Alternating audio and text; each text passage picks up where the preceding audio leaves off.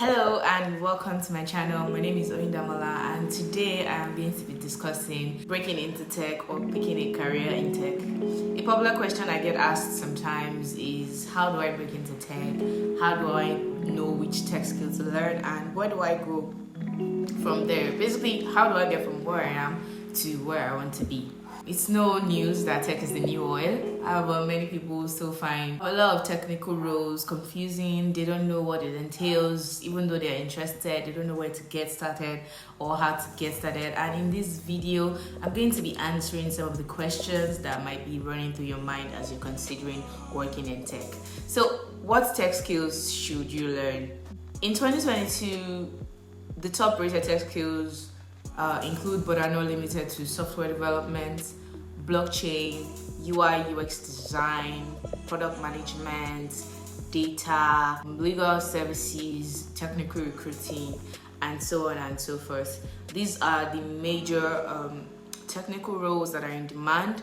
However, out of these skills that are listed, there are core tech skills and then there are the non-technical skills. So I'll be discussing the core tech skills first. And the first one I'm going to be talking about is the blockchain. The blockchain is like a permanent online register that keeps records of things, whether it's an asset or a transaction. Blockchain and Web3 tech is the new frontier of the internet, and people skilled in this technology are in very, very high demand.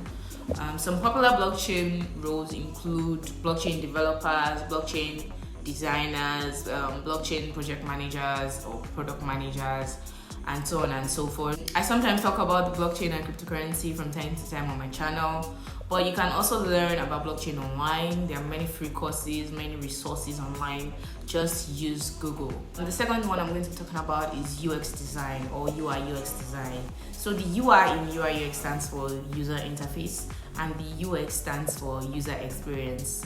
Whatever device you're watching me from right now is an interface, basically a screen, whether it's a phone, a tablet, a laptop, and smartwatches sometimes are all interfaces, and experiences or user experiences differ on these devices. It is the job of the designers or the UI UX designers to make these screens visually appealing and also to ensure that you, the user, have the easiest and the most delightful experience while using digital products on these interfaces.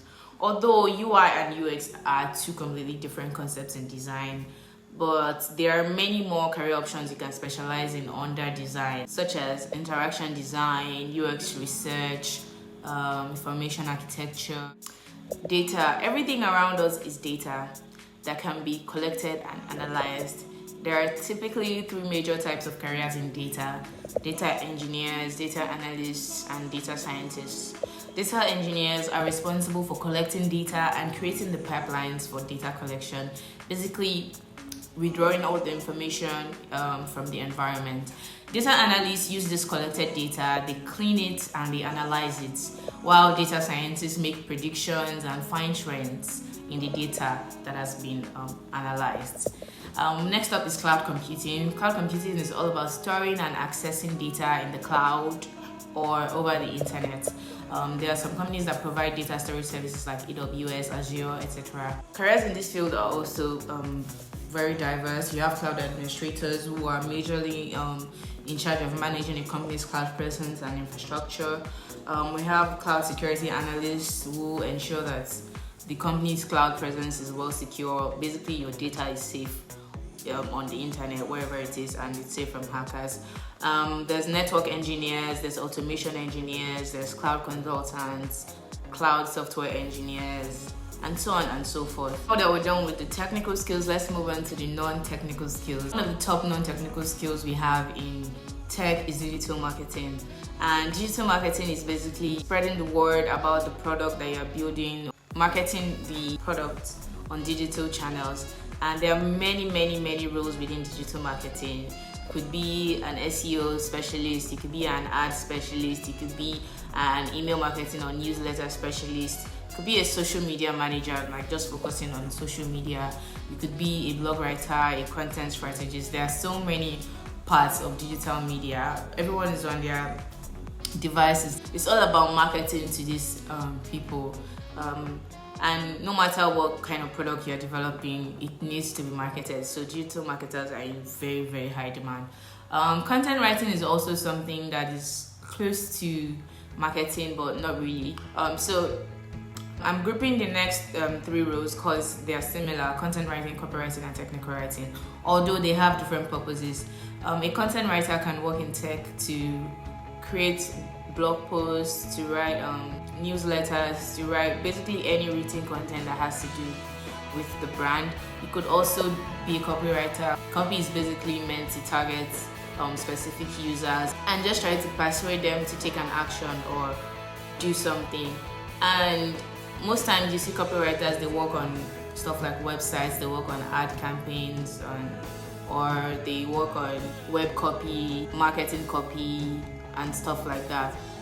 There are also like growth analysts or growth specialists, and technical writers are basically people that help to simplify most of the tech jargon and make it understandable to the average people. So when you see like a white paper for a Web3 product, that was done by a technical writer.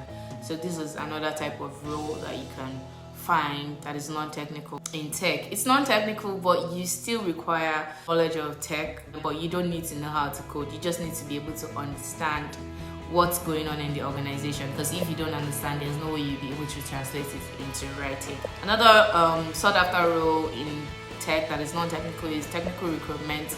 The difference between technical recruiters and HR managers is technical recruiters know about tech. They know what these people are supposed to be doing. They know what these tech skills are, and they know what motivates them. They poach people from one technical company to another, giving them benefits that they think is going to draw them or bring them on their team. So to be a technical recruiter, you need to be a bit tech savvy. You need to know what a front end or a back end developer does. You need to know what a UX designer does. You need to be able to differentiate between all the different tech roles. And there's also legal. These are the people that work with the compliance. They try to find out the different legal terminologies or the legal intricacies of whatever product that they're developing. Companies, fan companies like Facebook, they regularly deal with legal problems from time to time, and they have teams that help them draft documents or legal documents. As a lawyer, basically, you could be working in tech and just helping them navigate the tech space and discover what is legal or what could get your client in trouble. So now that we're done with the different roles in tech, you might want to ask yourself some questions before you begin. You already know what the skills are about. You know what a UX designer does. You know what a data scientist does. So which one do you want to pick, and how do you want to go about it? The first question you need to ask yourself is, why do I want to work in tech? People decide to work in tech for many reasons.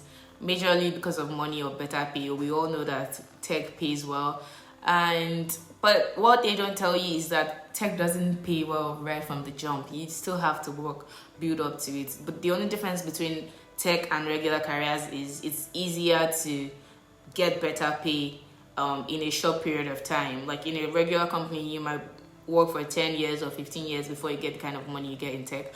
But with 4 or 5 years experience in tech, you are being considered a senior. So it is better pay in a shorter amount of time.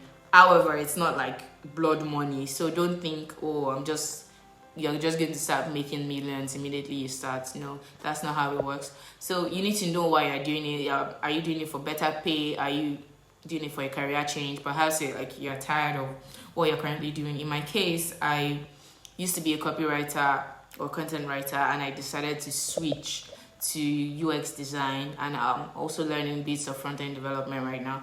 And it's mostly about wanting a switch. I've been doing content for about 4 years, and I was just looking for something new, something that I found exciting.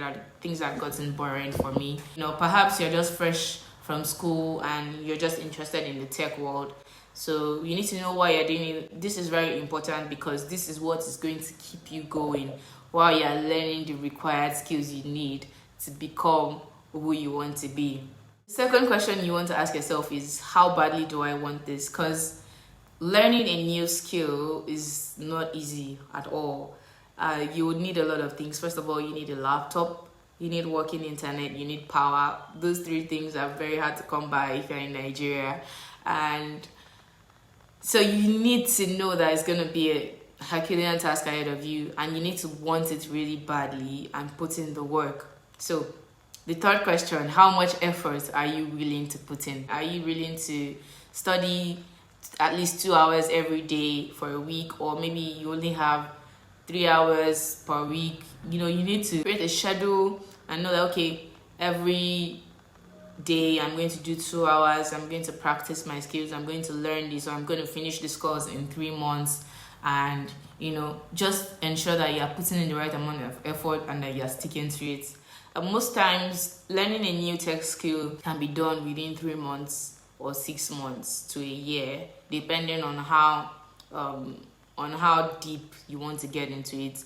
Me, for instance, I learned UX design in less than 3 months, at least the basics of how to use Figma, mostly UI design. The UX part took close to a year because I was doing the Google course, and I was also doing some other things like working on the job and learning things about the user journey, mapping. So I had to learn all those things from scratch.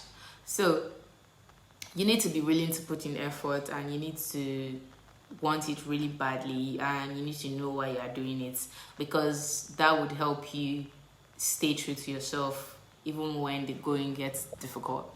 So now that you have decided that this is what you want to learn, you already know the jobs, the different skills in tech, you kind of have an idea of what you might be interested in or what you might not be interested in.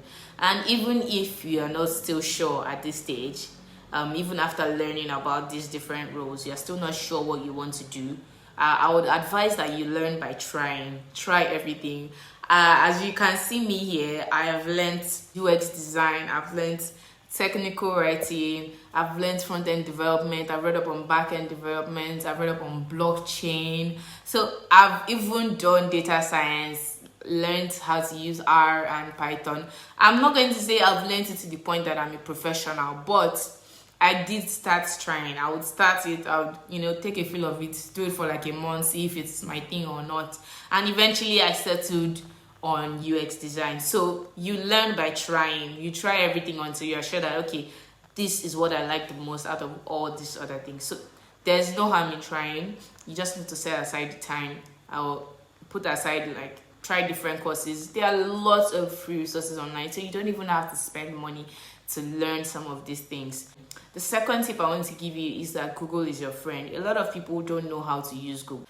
I, for one, have always been the CIA type of friend that can find anything on the internet. Plus, I have a research background, so using Google comes pretty easy to me. However, I know that not everyone is good at using Google, and this is a skill that you're going to have to develop. Even if you're going to be a programmer, you need to know how to search for things, because programming is basically searching.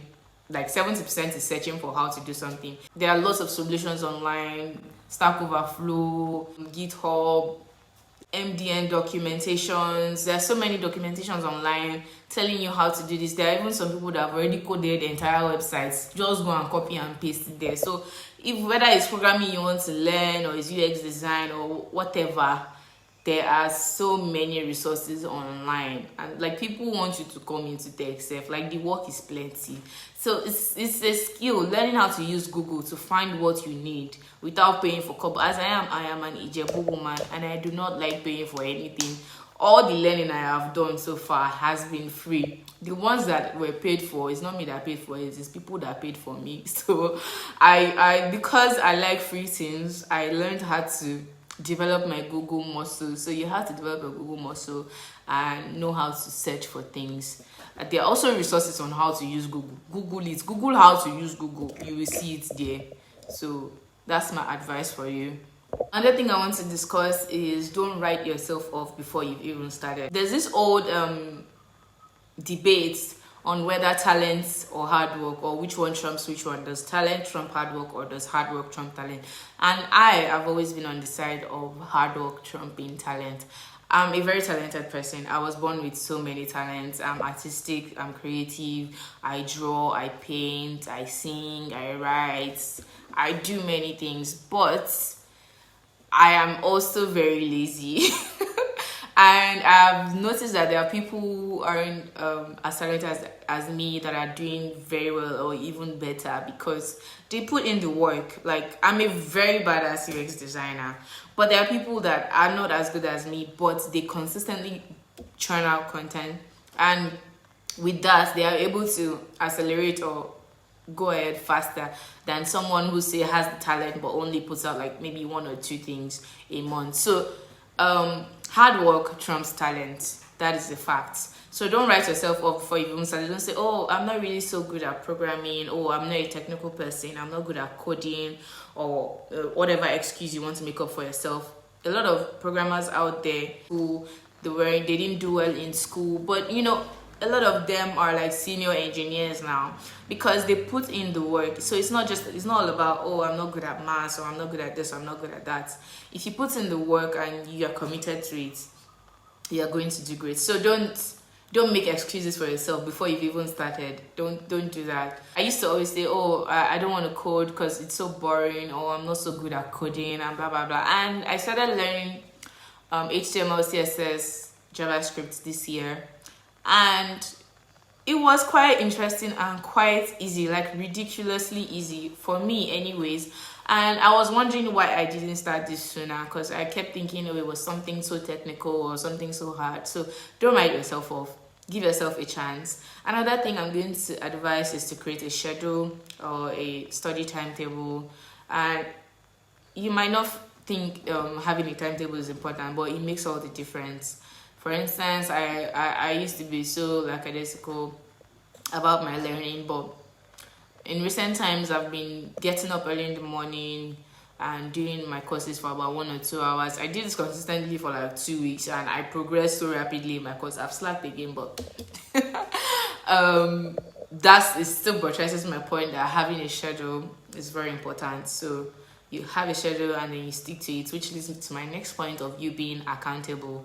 Be accountable to yourself, or have someone that you're accountable to, someone that's tracking your progress, someone that can ask you, have you done your course today, or what's your progress this week, or what have you created today, or what have you done today. So have someone that you can be accountable to.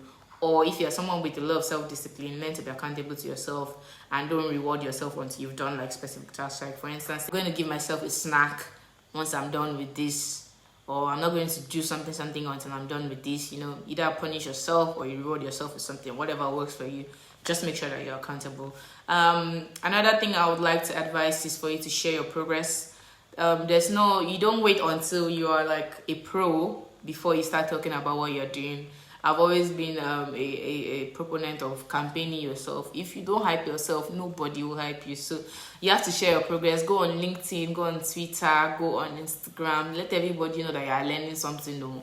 I am here. So that when people are looking for interns, when people are looking for someone to give job, it's you that they remember, because you've already told everyone that this is what you do. So always share your progress, no matter how small it is or how ridiculous you think it is. Share it. At worst, people will criticize your work, and guess what? Criticism is only going to make you better. So don't be scared to share your work. So that's all I have for you today. If there's any question that I didn't answer, or there's any tip that I left out, you can always leave a comment and I'm going to address it in my next video. Thank you so much for watching. I hope you enjoyed this, and if you did, don't forget to give this video a thumbs up and hit the subscribe button. You know the works. Just do it. All right, and take good care of yourself. Bye.